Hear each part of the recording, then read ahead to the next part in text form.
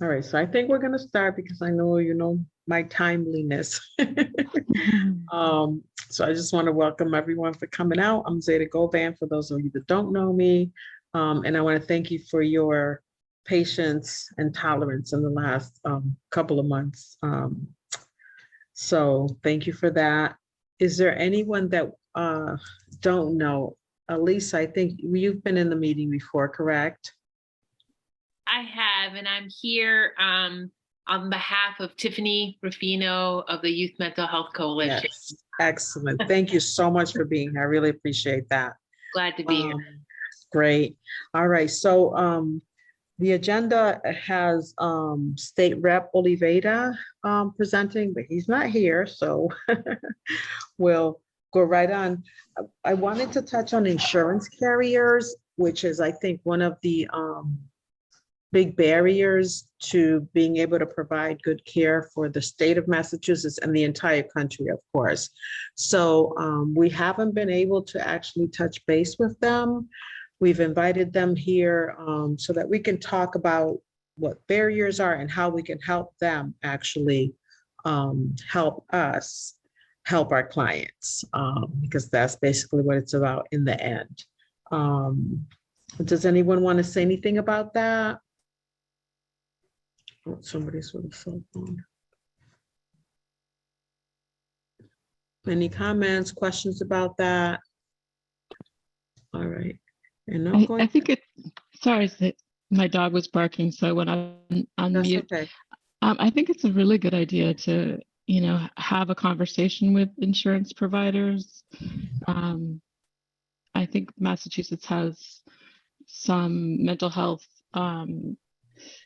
laws that provide, you know, maybe more mental health care than some other states. Mm-hmm. We still have, you know, the parity law, but we still have a long way to go.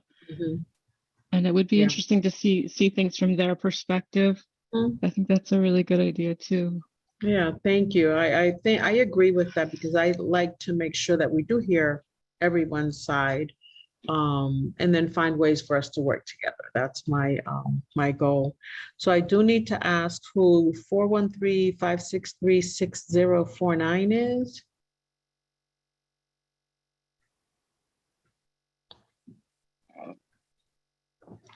You're muted if you're speaking.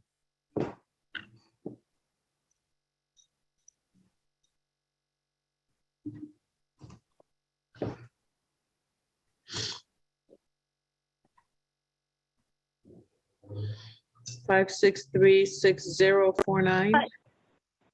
Yes, can you hear me now? I can. Hi, this is Kim Lee from Mira Vista Behavioral Health. How are you? I'm great. Thank you so much for being here, Kim. I'm glad to have gotten the invitation. Thank you. You're welcome. So I'm going to rename her Kim Lee. Excellent. And I'll put Mira Vista. And I am driving, so I'm just going to mute myself, but I will unmute. If you. That's fine. No, thank you so much for being here, and just now I know who you are. All right. Thank you. You're welcome.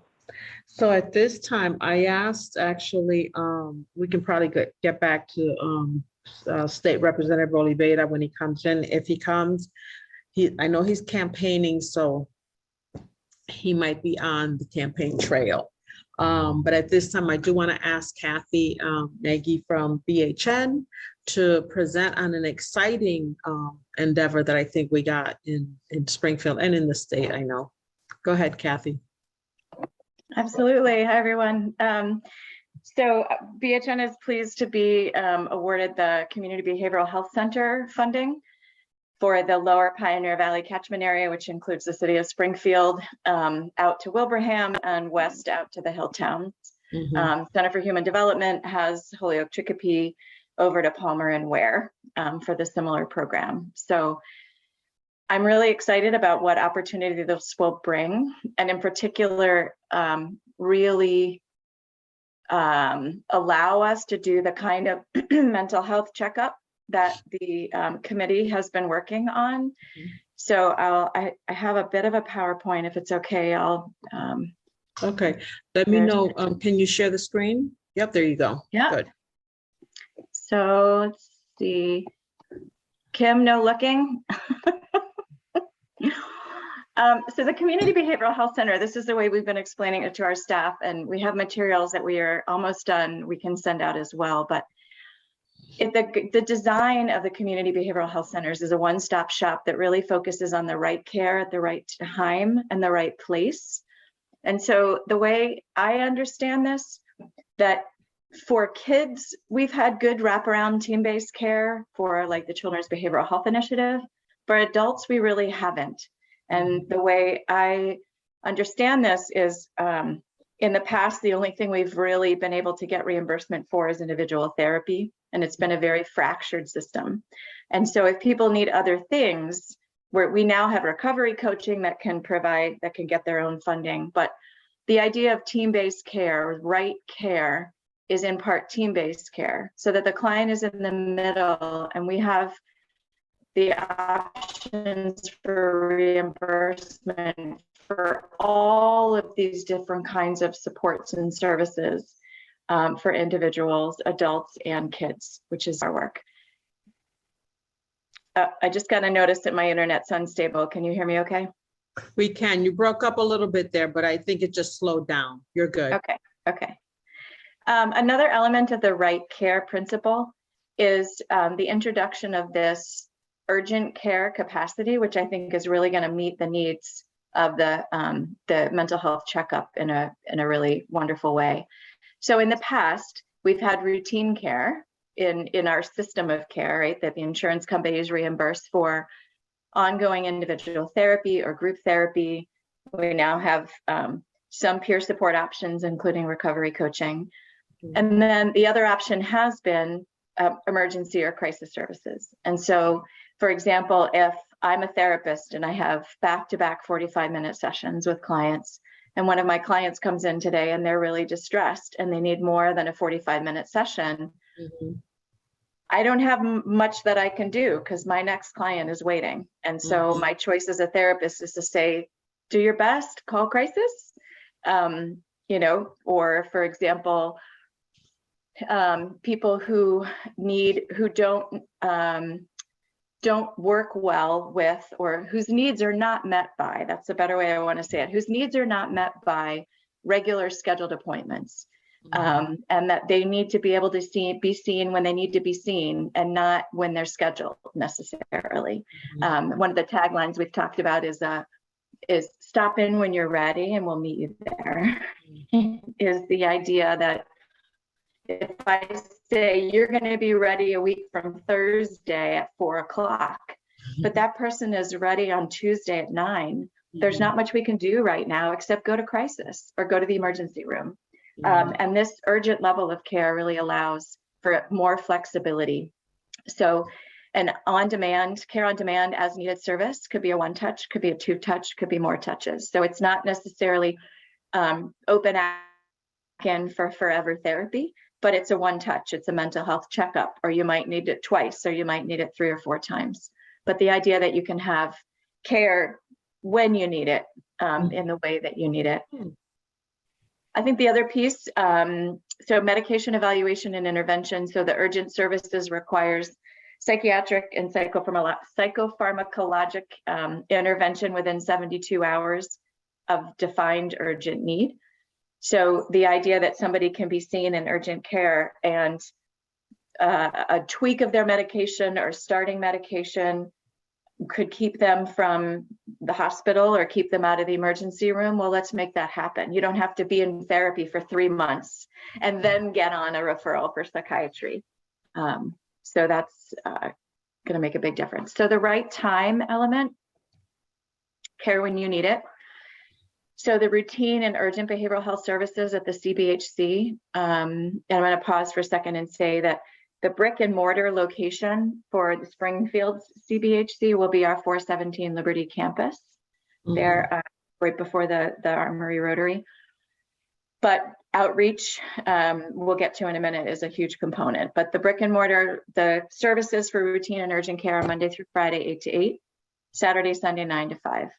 So again, in the past, if you were really struggling on a Saturday afternoon at 4 o'clock or a Sunday at 11, the answer was go to crisis. And now the answer is stop in for some support and we can give you, you know, what you're needing, including a psychiatry visit if that's what's indicated. The other thing I'm really excited about is the psychiatry on-call component.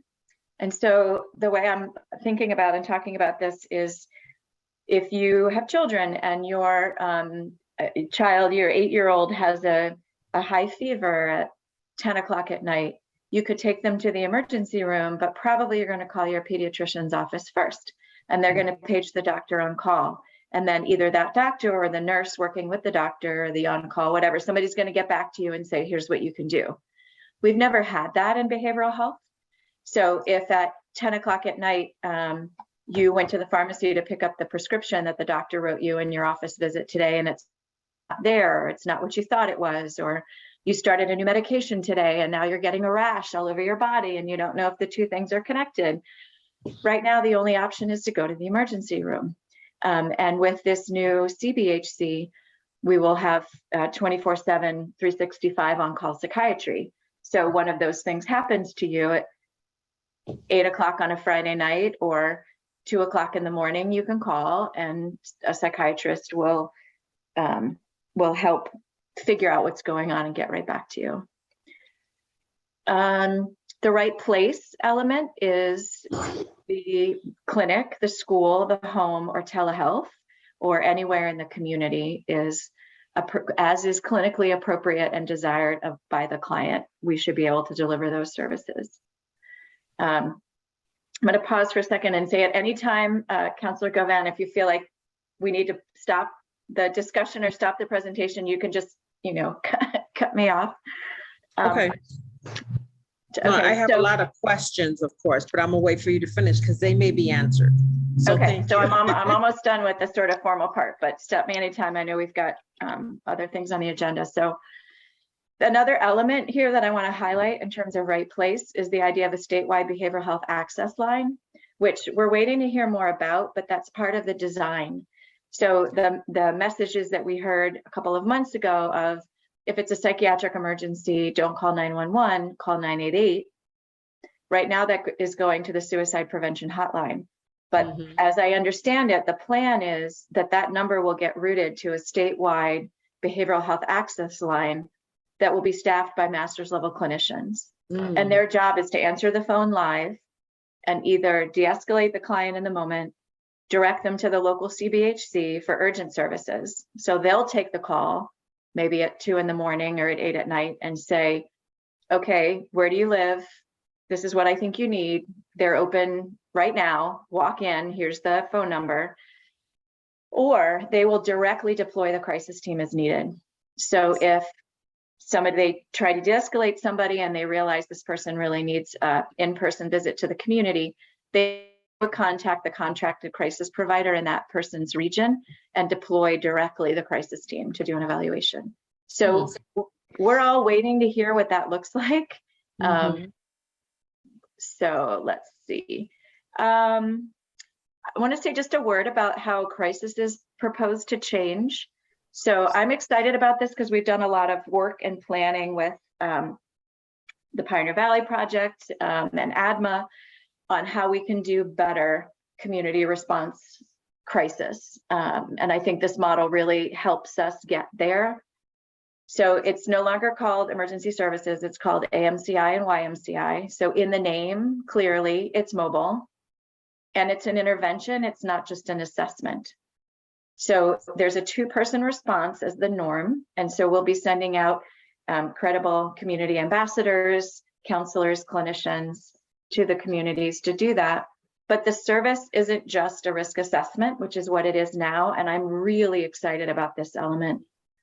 That in the past, the biggest complaint about crisis is we had to wait 4 hours for you. But the second biggest complaint about crisis is that you told us this person doesn't need to be in the hospital, and then you sort of washed your hands and that's the end of it. And now I'm on a 6-month wait list for something else. So this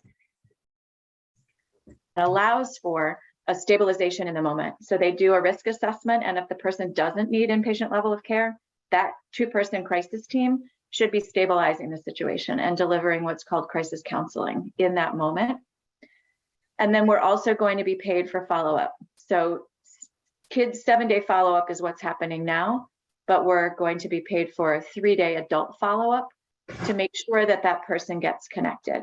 And the ideal is that that crisis team is bridging the person to the urgent services. So there isn't a 2-month wait or a 6-month wait to get into care. They can go straight into the urgent clinic from there. So I'm gonna stop and see what kinds of thoughts or questions you all have. Oh, this is very exciting. I guess the first question I had was the grant that you got, where's that funding coming from? Do you know? Yes, I think I say that with hesitation. It is the state's EOHHS, and it is not. It's not a grant per se. It's insurance entitlement for mass health individuals. So Okay. anyone with mass health, when they present to the CBHC, wherever that is in their catchment area, we are able to draw down more money for that service, which allows us to pay for all those other things. Okay. So it's mass health entitlement. Mass health entitlement. So does that mean, because this is another, I guess, barrier that we would run into even as a crisis clinician, is that when it was private pay or commercial insurance, a lot of people weren't eligible for like CBHI services, the in-home therapy and all that. Is that going to change, or is that staying the same? So there's working on that, EOHHS and the Office of Behavioral Health and the, what is it called? OBI, the insurance regulating body. I'm forgetting their name at the moment. I don't know, Kim, do you know that? Do you remember the name of the insurance? Anyway, I was trying to help you, working, Kathy. I know I'm struggling myself trying to remember. right. So right now it's Mass Health, and managed Mass Health, straight Mass Health, all of those different plans. We just got a communication the other day about Medicare, Medicaid, and sort of the ability for them to participate. In terms of the commercial insurances, the state is working with each of those health plans to say, if you can't come and match the service, you're going to be cut out of a lot of networks. Because the big providers, we're going to be busy with our mass health patients, and we're going to do less and less and less of the private and commercial. Right. Yeah. And that's, I think, why we need the insurance carriers in on this conversation. So we're going to continue to try to do that on a regular basis. But this is very exciting. So I don't know, when is this going to start, Kathy, or has it started already? Well, people are feverishly preparing for it. It's January 3rd. Is the official, whatever that Monday is, I think it's the 3rd. But I'm super excited because we are trying to pilot. We want to get some pilot data at BHN. Yes, that'd be great. So everyone, I just want to highlight what Christine is saying, that commercial insurance is paying for emergency services. So we are able to get reimbursed. Everybody can have the crisis assessment.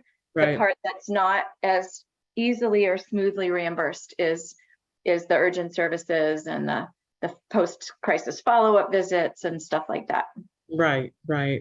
And I agree with Christine that we do have to see about the legislation for that kind of work. Go ahead, Kim, I'm sorry. I'm sorry. I was just going to say, and Kathy, it was a great job.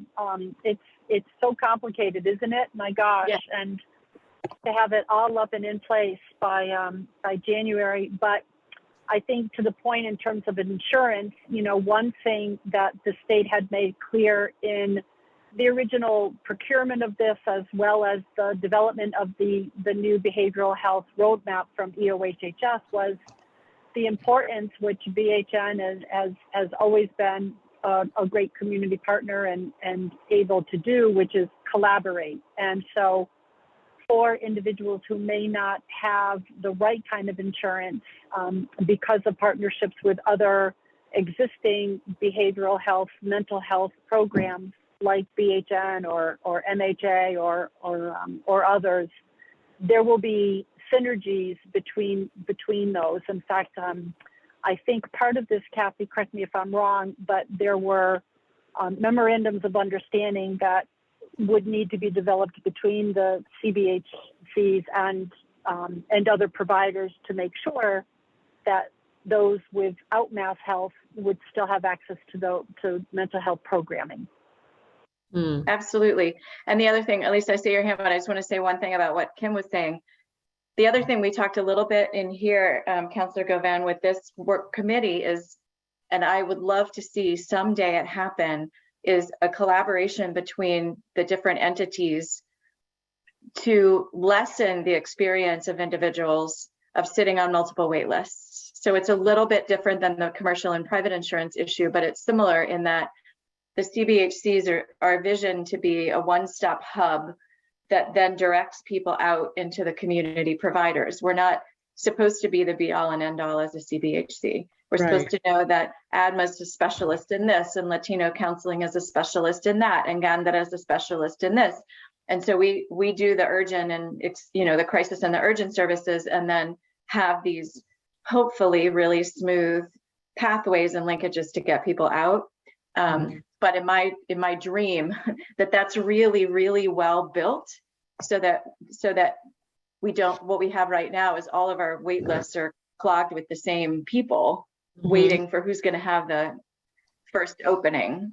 Right. Yeah. Thank you so much for that. Go ahead, Lisa. Thank you. Yeah, very exciting times. I had a question about how does this work in relationship to those who have co-occurring substance use and mental health disorders? Is there, I don't know, a different protocol, or is it the same? Okay. It's designed to be for co-occurring, so mental health or substance use or co-occurring. And so there's still negotiations in the works because some of the rates don't necessarily support the full model, but the design is that the crisis teams are supposed to have really enhanced medical screening and withdrawal assessment protocols, so that when you go for a crisis assessment, you're getting not just mental health crisis assessment, but you're actually getting substance use assessment and risk, the ASAM criteria and risk for withdrawal. And then based on presentation, the CBHCs are required to do induction and bridging for MOUD treatment. So expediting, assessing somebody and saying, whoa, you need to get on methadone, and then making those, initiating that and making the bridging to the ongoing provider for that.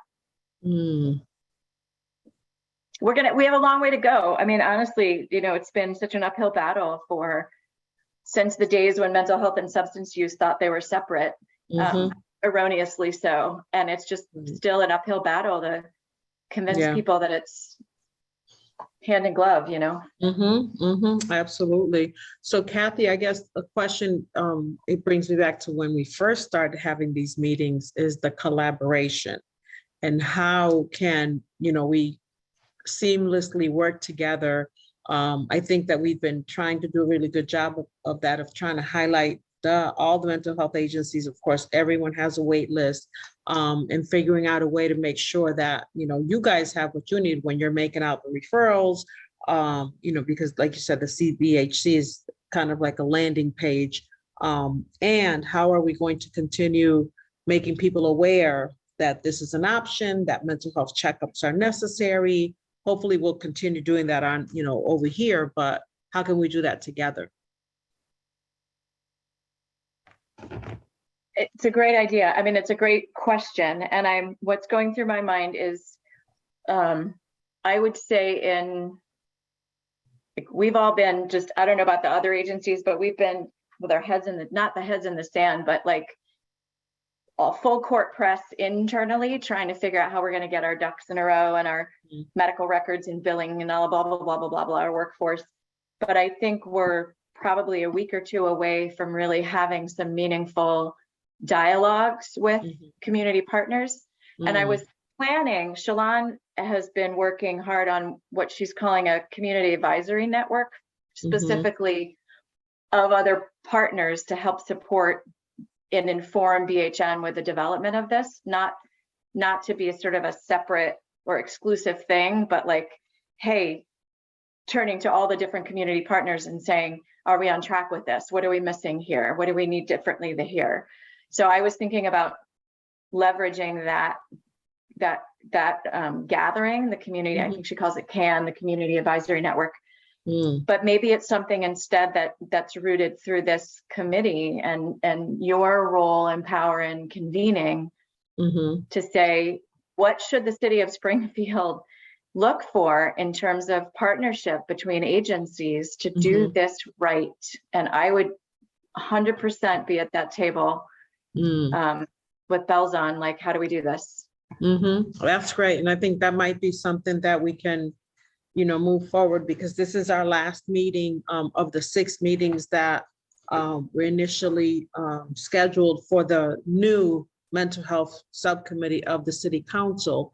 And I was speaking to the current council president, Letterman, and asking him about continuing this, because I think it's something that the city absolutely needs.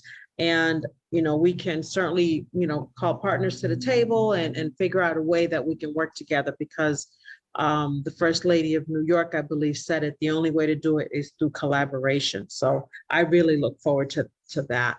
And I encourage that, and we can certainly work together and talk about it, how it could look like going forward. Great. Great presentation, Kathy. Thank you. I'm really excited about that. So you said you guys are doing that, and then CHD is also a CBCH, Community-Based Health Center. No, Community Behavioral Health Center. Right. Okay. Right. And we have catchment areas. So CHD's catchment area is Holyoke, Chicopee, Palmer, Ware, and ours is Wilbraham, Springfield, Westfield to the hill towns. Okay. And those are big catchment areas, but I hope that we can continue, expanding and hopefully getting the private insurance companies on board, because this is absolutely necessary. I see that as prevention, like you said, preventing a crisis. This is excellent. So thank you so much. Sure. And I will, just by way of follow-up, what I can do is we're preparing our print materials to be distributed in our catchment area, so I can send those along to this committee. And then we're also planning to go out and do our individual conversations with the stakeholders about how to access our care in this catchment area. So, and then any follow-up meetings that you think are appropriate, just let me know and we'll be there. Sounds great. Sounds great. Thank you. Thank you. Does anyone else have any other questions or comments for the CBHC? Yes, Elisa. Sorry, I had one other question, just in terms of the psychiatrists, how we know we're with everything, but how are they going to fill that need? Yeah, so I think we have a pretty big psychiatry team.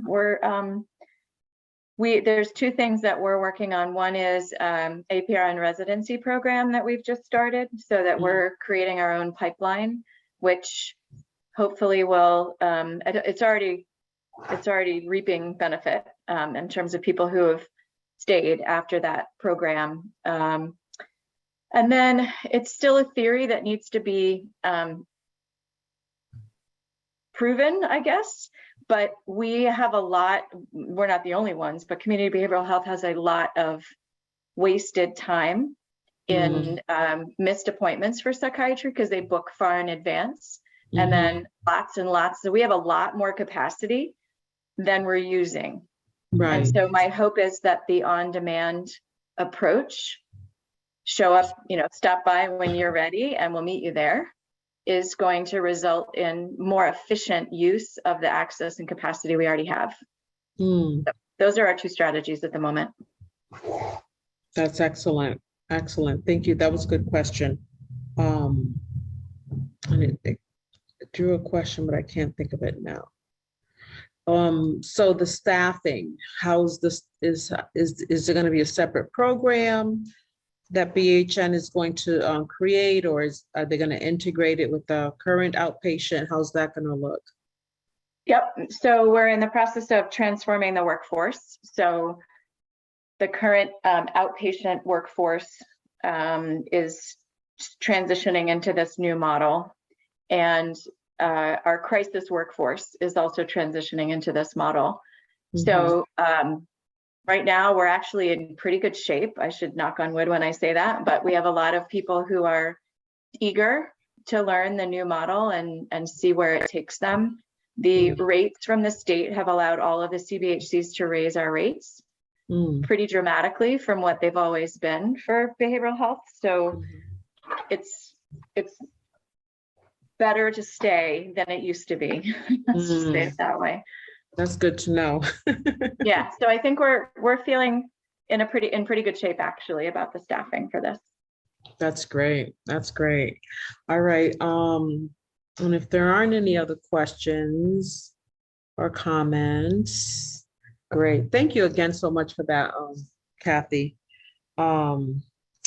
So Jake Oliveira, I was just texting him and he's not going to be able to make it, but what he wanted to talk about was the mental health bill that just passed the State of Representatives, the House. And it's H4897, an act addressing barriers to care for mental health. I don't know if the program that you're talking about was impacted by this, or if this impacted that, I don't know. But the four things it looks like they're addressing is the 988 implementation and 911 expansion, which implements the nationwide 988 hotline to access 24/7 suicide prevention and behavioral health crisis service, and expands 911 in the meantime. Did you comment on that, Kathy, or no? Because the number that you were talking about, the 988, okay. So the second— Yeah, that's the same. The 988 number is supposed to be routed to the central access line, is what I understand it. Okay, okay. Yeah, I'd like more information on that.